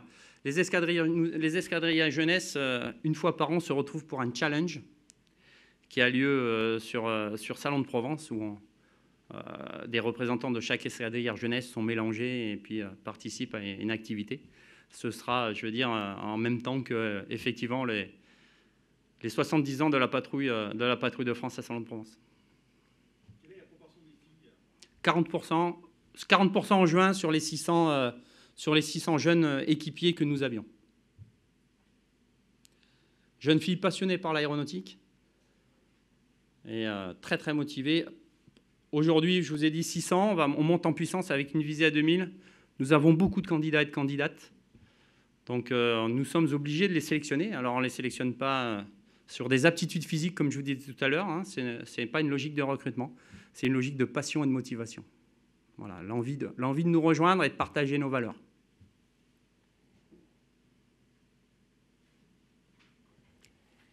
Merci beaucoup, mon général. Encore félicitations pour votre accession au généralat aujourd'hui et puis pour votre parcours qui est un exemple qui est inspirant. Je vous remercie. Après ce focus donc, sur les lycées militaires d'une part, mais également sur ces 3 dispositifs particuliers que les armées souhaitaient mettre en lumière aujourd'hui, je tiens à dire, je tiens à rappeler, mais vous en êtes conscients, vous êtes tous conscients, que les armées font énormément pour la jeunesse, qu'il existe de nombreux dispositifs tournés vers la jeunesse de France et qu'il n'était pas question, évidemment, dans ce point presse, de tous les évoquer, mais de faire un focus sur quelques-uns d'entre eux qui sont mal connus et qui gagnent, comme chacun d'entre vous l'avait présenté, qui gagnent à l'être. Je cède maintenant la parole au colonel Pierre Godillère, dont je rappelle qu'il est le nouveau porte-parole du chef d'état-major des armées et qui va nous faire le point sur les opérations. Merci, mon général. Bonjour à tous et je suis à la fois ravi et honoré de commencer cette rentrée avec vous, en présence ou en distance. Et je vais prendre le thème du jour à contre-pied parce que la rentrée et la pause estivale, ce n'est pas franchement quelque chose qui caractérise les opérations des armées. J'en veux pour preuve les trois points que je vais aborder aujourd'hui. Je vais me focaliser en fait sur les activités opérationnelles depuis 6 mois et notamment pendant l'été, que ça concerne le flanc est de l'Europe, la réarticulation de notre présence en Afrique, notamment hors du Mali, et enfin la participation des armées face aux intempéries et aux incendies de l'été. Alors d'abord pour le bilan, en tout cas les 6 mois de renforcement sur le flanc est de l'Europe, je peux commencer par dire que depuis le 24 février 2022, les armées se sont mobilisées pour participer à la posture dissuasive et défensive de l'OTAN sur le flanc oriental de l'Europe. Ça a été un effort majeur qui passe par la rassurance de nos alliés de l'OTAN, le renforcement de nos dispositifs déjà existants et la projection de capacités additionnelles. Et je rappelle aussi que 2022, ça coïncide pour la France avec le commandement des volets terrestres et aériens de la force de réaction rapide de l'OTAN, qu'on appelle la NATO Response Force. Alors, 3 caractéristiques finalement de cet engagement de renforcement sur le flanc oriental de l'Europe. D'abord des prolongations de mandats, puis des anticipations de déploiement, et enfin des missions régulières depuis la France vers ce flanc est de l'Europe. Comme prolongation, je pense d'abord à la Enhanced Forward Presence en Estonie, d'un battle group en Estonie, où il y avait déjà des forces françaises dans le cadre de la mission Lynx, et qui a été prolongée de manière volontariste.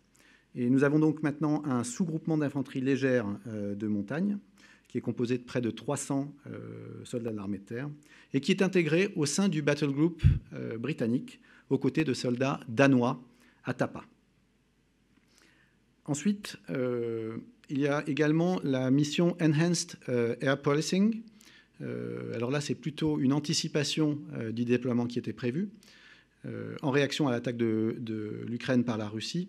Ce détachement d'avions de chasse français, qui est prévu au sein et de manière cyclique au sein de la mission aérienne permanente de l'OTAN, ce détachement a été avancé de 15 jours. Il était prévu le 31 mars et il a été déployé dès le 15 mars. Nous avons projeté 4 Mirage 2000-5 à Amari, en Estonie, et au total, près de 100 aviateurs ont été déployés dans le cadre de cette mission qui s'est terminée le 1er août. Plus de 180 vols ont été effectués, notamment 20 décollages d'alerte, alerte réelle, qu'on appelle des Alpha Scramble, et 40 sorties dans le cadre de Enhanced Vigilance Activities, que je vais aborder ensuite, et 90 vols d'entraînement interalliés. Alors la fin du mandat français ne marque pas pour autant le désengagement de la France dans les cieux baltes. J'en veux pour preuve la mission de vigilance renforcée, Enhanced Vigilant Activity, depuis la France.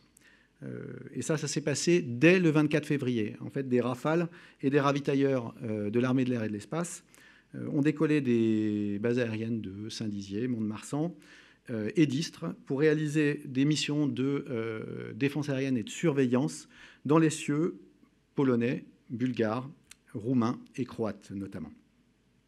Alors ce sont des opérations aériennes de longue durée qui s'effectuent en coopération avec nos alliés.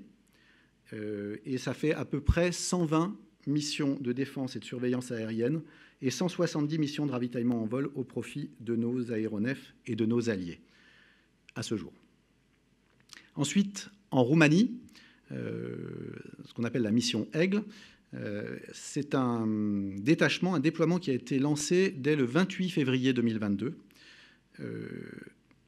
Ça a été lancé à partir de la France et vers la Roumanie. Initialement constitué du Spearhead Battalion, du bataillon fer de lance de la force de réaction rapide de l'OTAN, plus de 500 militaires français et 300 militaires belges, la force est constituée en Battle Group Forward Presence multinationale, BGFP, le 1er mai 2022. Et la France est nation cadre de ce BGFP. Depuis le 16 mai 2022, les armées françaises ont également déployé un système de défense solaire, Mamba, et donc les missiles, et son centre de management de la défense dans la troisième dimension, qu'on appelle le CMD 3D, également en Roumanie. Enfin, le 3 août, une compagnie de 80 parachutistes néerlandais a rejoint la mission Aigle en relevant le contingent belge, et ça se passe en coordination parfaite avec les militaires français sur place. Au total, la mission Aigle est à ce jour composée donc, de ce bataillon, d'un détachement Mamba, d'un détachement du génie et d'un élément de soutien national. Nous avons un représentant national principal, qu'on appelle un SNR, qui assure le contrôle national sur l'emploi de ces détachements et veille à leur intégration dans les plans de défense, notamment roumains. Je n'oublie pas le domaine aéromaritime, avec le déploiement, alors là, qui datait depuis le 1er février, du groupe aéronaval. Un groupe aéronaval qui a été repositionné dès le 3 mars en Méditerranée centrale afin de renforcer cette posture à la fois dissuasive et défensive de l'OTAN. Dans ce cadre, ces aéronefs, Hawkei et Rafale Marine, ont mené plus de 65 missions au-dessus de la Roumanie, de la Bulgarie et de la Croatie. Par ailleurs, un Atlantique 2 a été déployé à la Sud, en Crète, et a permis de compléter l'appréciation autonome de la région du 1er février au 31 juillet. Outre les moyens navals en alerte dans le cadre de la NRF 22, des frégates françaises sont intégrées au Standing NATO Maritime Group, SNMG 1 et 2, respectivement en Atlantique et en Méditerranée orientale.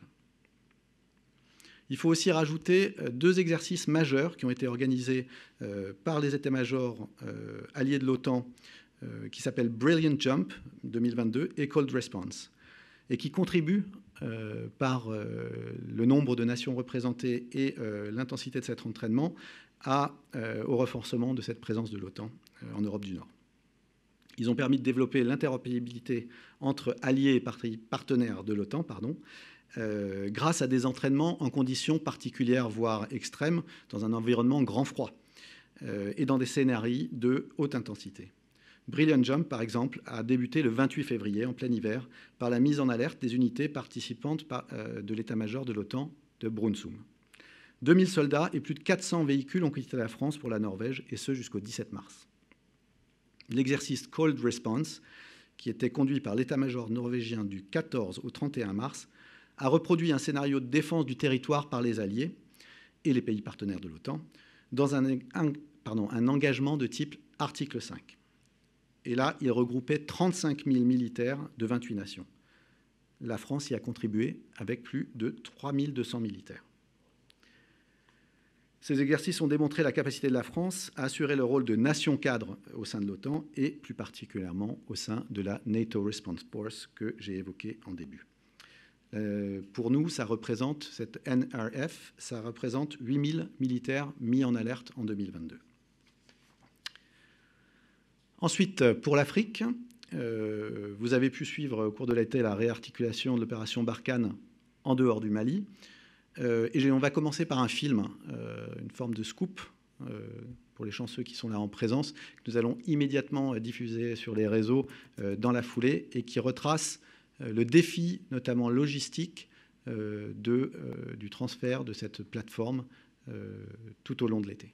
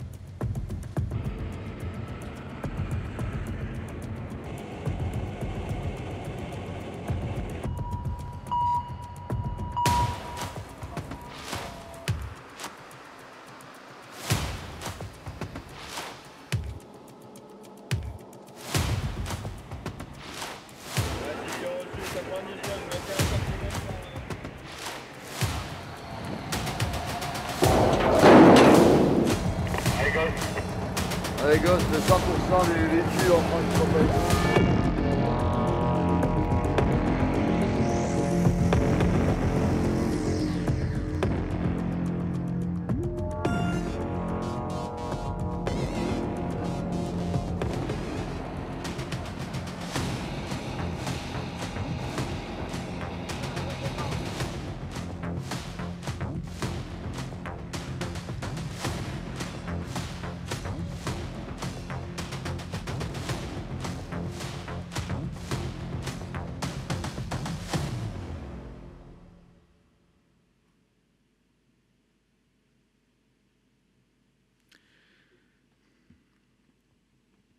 Donc voilà des images pour illustrer ce que ça veut dire en ordre, en sécurité et en transparence. Ça veut dire que après 9 années d'opération, le départ de Gao des derniers militaires français de l'opération Barkhane au Mali s'est effectué conforme à la planification et malgré toutes les difficultés à affronter. Et ce défi militaire logistique majeur a été relevé notamment en continuant les actions de combat contre les groupes armés terroristes. J'en veux pour preuve, dans les tout derniers moments de la présence de Barkhane au Mali, un convoi logistique le 13 août 2022 a dû faire face à une attaque de groupes armés terroristes dans la région d'Ansongo, ce qui a conduit à la neutralisation par riposte de ces deux terroristes. Alors, pour donner une autre forme d'illustration de ce que ça représente, ce désengagement, ça a nécessité le transport de l'équivalent de 1250 véhicules, 1100 bungalows, 2200 tonnes de fret, 7200 containers, comme vous pouvez le voir sur cette diapositive. Et le transport de ces volumes s'est fait à la fois par la route, entre la base de Gao et les plateformes logistiques situées au Niger, et puis bien sûr des ponts aériens mis en place par l'armée de l'air et de l'espace et par nos partenaires. Certains moyens ont été dégagés et désengagés directement vers la France. Ce défi logistique et ce désengagement vers la France est toujours en cours. La majeure partie des véhicules et du fret acheminé vers le Niger n'a pas vocation à être employé au sein du nouveau dispositif réarticulé de l'opération Barkhane. Des bungalows ont été ainsi redéployés vers la Roumanie pour nos forces. Les ponts aériens mis en œuvre directement entre le Niger et la France Ça, c'est un exemple. Et il y a aussi des convois routiers vers la République de Côte d'Ivoire et le Bénin qui sont ensuite acheminés par bateau en direction de la France. La base de Gao, rétrocédée aux forces armées maliennes du 14 au 15 août de cet été, a également fait l'objet de toutes les attentions afin de livrer et de transférer aux Maliens un outil immédiatement viable et opérationnel.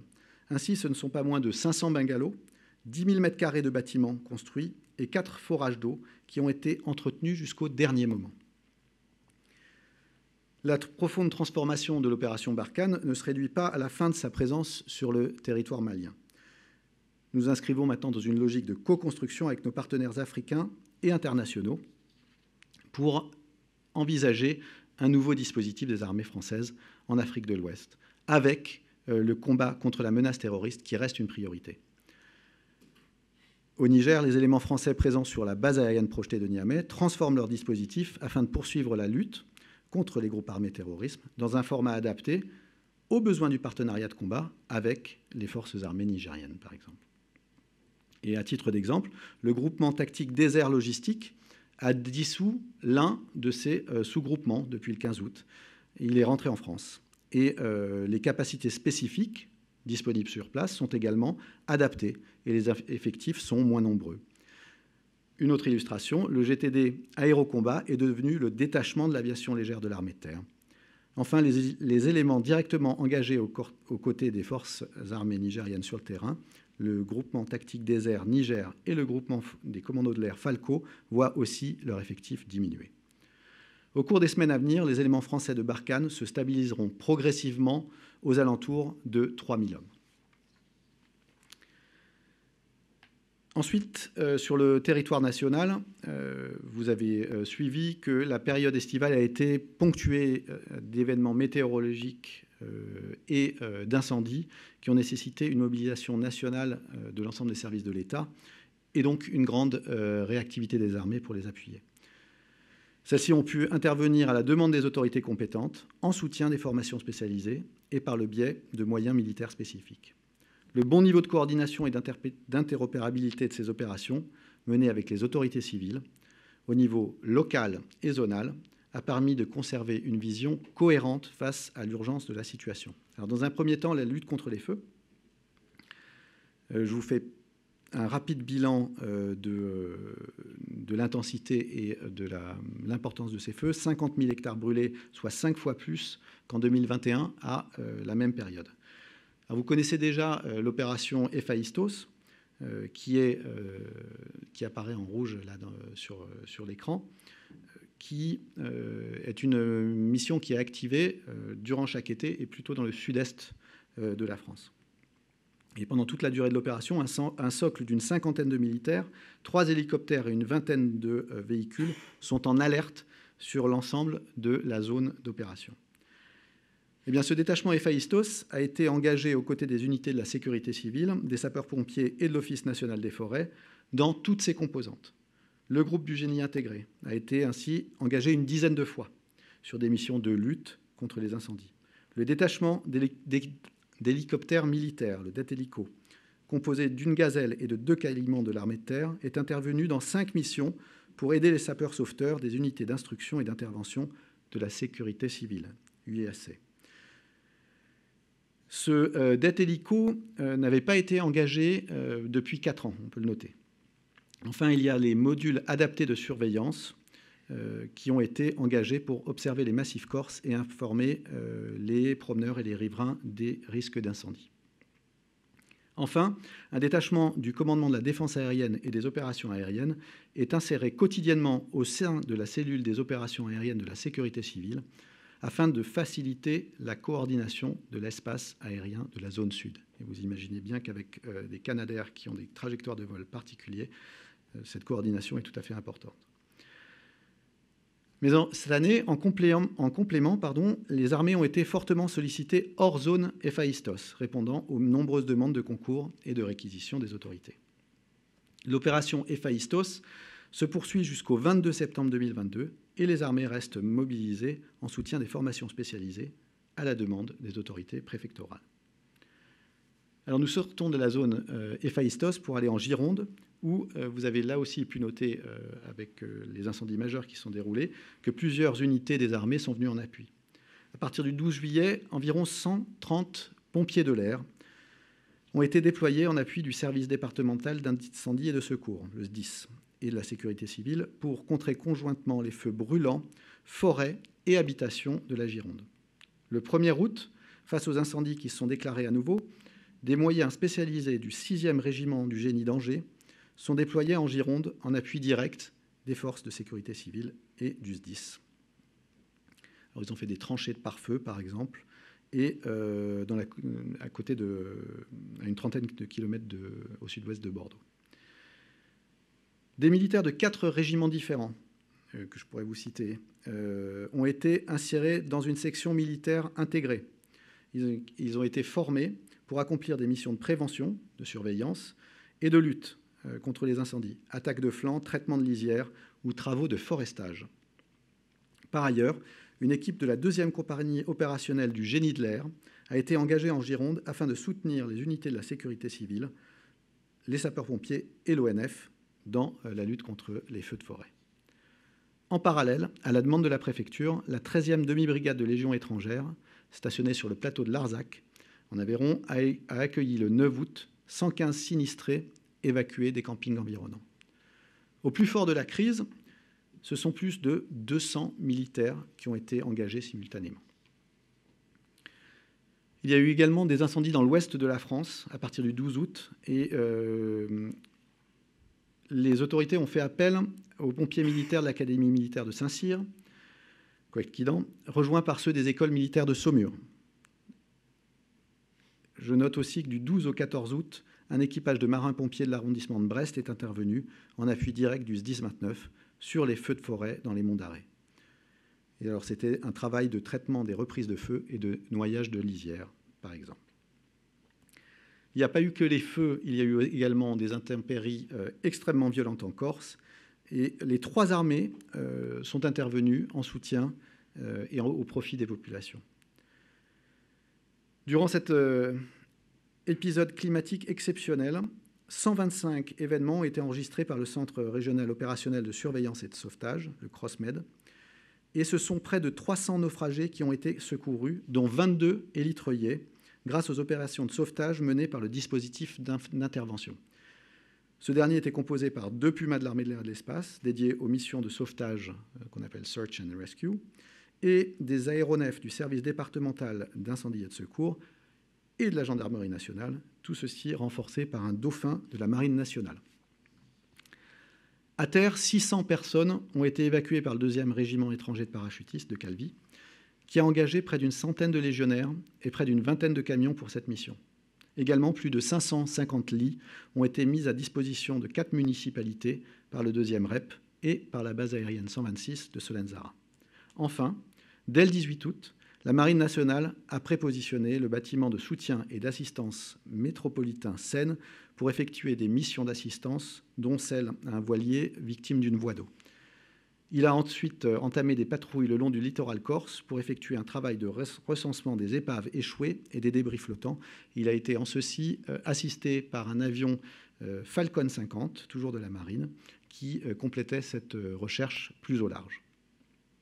Ce dispositif marin a été renforcé le 22 août par le bâtiment de soutien et d'assistance affrété, BSAA, pionnier au nord et au sud de l'île, afin de conduire des patrouilles d'assistance en mer, puis de recensement des épaves. Voilà ce qui s'est passé depuis 6 mois et ce qui s'est passé depuis l'été.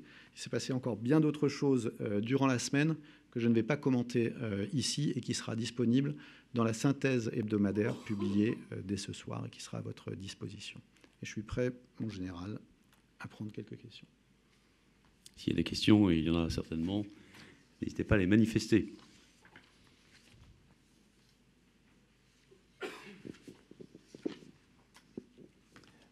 Oui, général, une question, Ulysse Gosset, BFM TV, sur la... Vous avez mentionné une attaque pendant l'opération de désengagement. C'était quoi et c'était où? Vous pouvez un peu préciser? Et puis, c'était la seule attaque, c'est-à-dire que c'était le seul incident pendant ces transferts. Vous avez parlé de 60 convois. Merci de me rappeler le nombre de missions aériennes qui ont été conduites.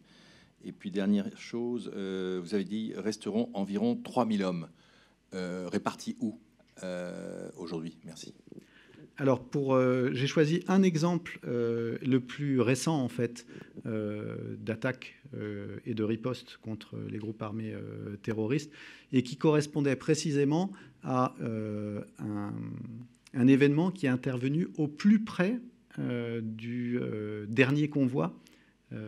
C'était d'ailleurs le dernier convoi logistique de Gao. Il y en a eu, bien évidemment, pendant les derniers 6 mois. Mais celui-là est particulièrement illustratif du fait que ce désengagement hors du Mali et cette réarticulation s'est passé de manière nominale. Ça ne veut pas dire que c'était facile, et ça ne veut pas dire qu'il n'y avait pas d'opposition de la part des groupes armés terroristes. Donc il est particulièrement illustratif pour ce point-là. Je vous répondrai sur les missions aériennes par message. Oui. Mais il y a eu combien de convois attaqués? C'est ça en fait que je voulais savoir. Et sur ce convoi-là, la date c'était le 13 août. Le 13 août, voilà. Et il y a eu, c'était un groupe de combien de terroristes? Vous dites qu'ils ont été... Le convoi a été pris à partie par deux terroristes. Oui. Et il y a eu d'autres attaques? Pas ce jour-là. Non. Pas ce jour-là. Oui, depuis le début de l'année, bien sûr. Je reviendrai avec des chiffres. Pendant l'évacuation, je veux dire, pendant le désengagement, c'est juste pour voir combien il y a eu d'attaques pendant le désengagement. Depuis le moment où le président de la République décide l'évacuation jusqu'à la fin, combien d'attaques avez-vous subi d'une certaine manière? Je vous ferai le bilan depuis le 17 février par écrit, je vous le communiquerai. En ce qui concerne les effectifs, donc effectivement des effectifs qui sont maîtrisés, c'est-à-dire que nous réarticulons hors du Mali. Ça ne veut pas dire que ces effectifs sont reversés sur les emprises existantes dans la bande sahélo-saharienne. Comme je vous ai dit, la plupart rentrent en France. Les 2 points d'appui que vous connaissez restent nos partenaires nigériens et tchadiens. En l'occurrence,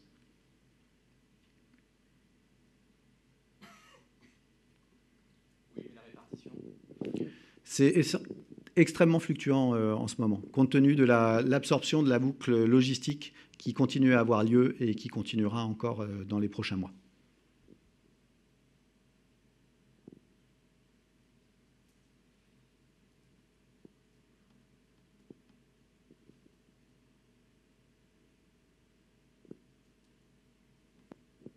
Une autre question ?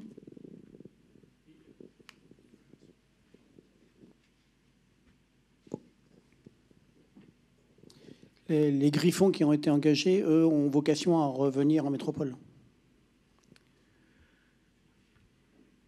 Ils sont, là, vous voyez sur le film qu'ils sont embarqués. Donc ceux-là repartent en métropole, effectivement.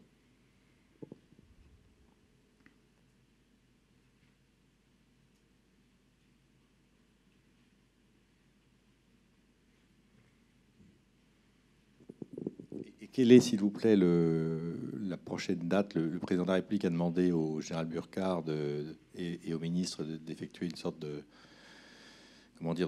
proposition de déploiement, justement. Quelle est l'échéance et quand la présentation de cette nouvelle option pour justement les forces françaises en Afrique? Est-ce qu'il y a une date précise? Est-ce que vous y travaillez, j'imagine?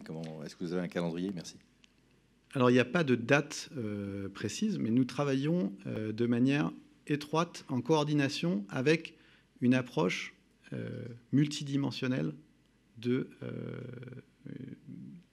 cette nouvelle approche en Afrique. C'est-à-dire qu'il faut coordonner, et de manière politique et interministérielle, la manière dont nous allons nous repositionner en Afrique. Et le volet militaire y participera en complément ou en appui d'autres volets, notamment diplomatiques, économiques et de développement. Alors tout ceci s'inscrit dans l'agenda africain rénové qu'a évoqué le président de la République. Il y a toute la partie opérationnelle sur laquelle le chef d'état-major des armées et les armées travaillent beaucoup. Le ministre, quant à lui, s'exprimera sur ce sujet le temps venu, et nous ne manquerons pas de consacrer un point de presse à ce sujet.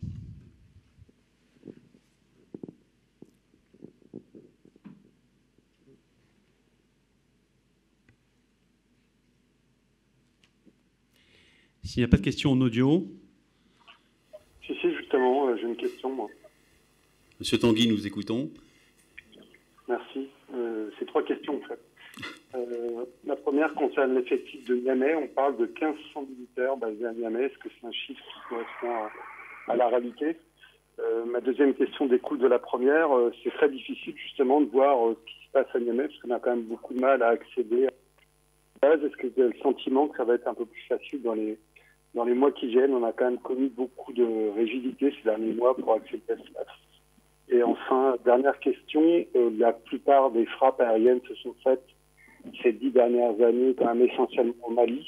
Il est plus facile d'y frapper, et pour autant le nombre d'effecteurs air-sol, chasseurs, drones et hélicoptères d'attaque au sol n'a quasiment pas varié. Donc comment on peut comprendre ce paradoxe? Est-ce que vous imaginez qu'assez rapidement, quand même, il va vous falloir réduire le nombre d'aéronefs dédiés à cette mission pour de pouvoir intervenir au Mali? Merci. Alors, je vais tenter de répondre à cette question démultipliée en 3. La première, c'est que, comme je l'ai spécifié, le nombre d'effectifs au Niger en ce moment, et surtout depuis le 15 août, est extrêmement fluctuant. Donc, il y a des départs, je pense notamment, j'ai parlé tout à l'heure de la dissolution d'un sous-groupement tactique qui est reparti. Donc vous avez des écarts de 300 personnes qui peuvent intervenir au gré des retours en France.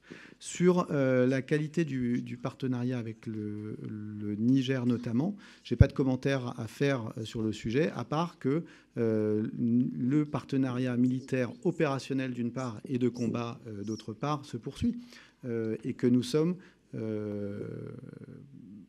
à côté de notre partenaire, et que nous calibrons pour répondre à ces demandes. Et c'est bien ce qui rejoint finalement le dernier pan de votre question qui concerne les missions aériennes. Le dispositif aérien, il est là pour répondre à des missions interarmées d'une part, et dans le cadre de cette nouvelle approche qui est fait un gros effort sur le partenariat, il faut d'abord analyser les expressions et les demandes des besoins des pays partenaires. Et c'est par ça qu'il faut commencer de réfléchir avant de se prononcer sur un nombre d'aéronefs. Pardon, mais ma deuxième question portait sur la possibilité de faire des reportages au Niger, c'est-à-dire le travail de la presse. C'était particulièrement... Ça, je vous répondrai, Monsieur Tanguy.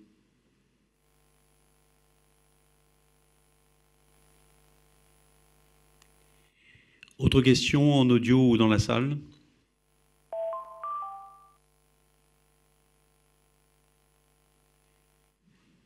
Bien, merci à tous d'avoir suivi ce point de presse. Merci beaucoup, mon colonel, pour ce point de situation exhaustif sur à la fois le théâtre national, les incendies notamment et les catastrophes climatiques de l'été, sur la réarticulation du dispositif de Barkhane en Afrique, et puis évidemment sur la réassurance du flanc est de l'Europe. Merci à nos 3 intervenants de l'école militaire préparatoire technique de Bourges pour l'armée de terre, sur la formation professionnelle dans la marine, et pour l'armée de l'air sur les escadrilles, Air Jeunesse. Je vous donne rendez-vous la semaine prochaine, ici même pour le prochain point de presse, et je vous souhaite une bonne fin d'après-midi. Merci de votre attention.